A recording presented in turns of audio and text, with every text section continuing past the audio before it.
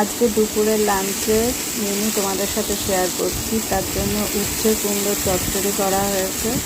উচ্ছে আর কুমড়ো ভালো করে ঝিরি ঝিরি করে কেটে অল্প তেলের মধ্যে নুন হলুদ দিয়ে আর কিচ্ছু না দিয়ে নেড়ে চেড়ে একটু জল দিয়ে ভালো করে জলটা শুকিয়ে নিলেই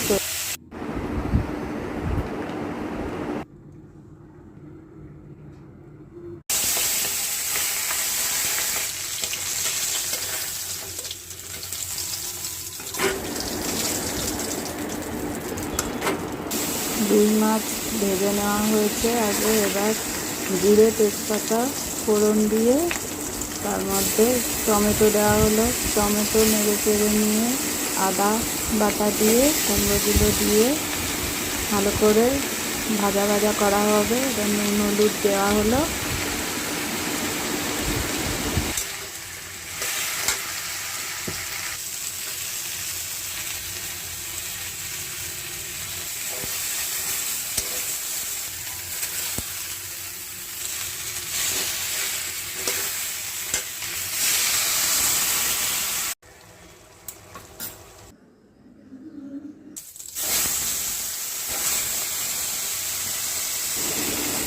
মাছের ঝোল করার জন্য মাছ ভেজে আগের থেকে কালো জিরে ফোড়ন দেওয়া হলো। কালো জিরে ফোড়ন দিয়ে আগের থেকে জিরে আর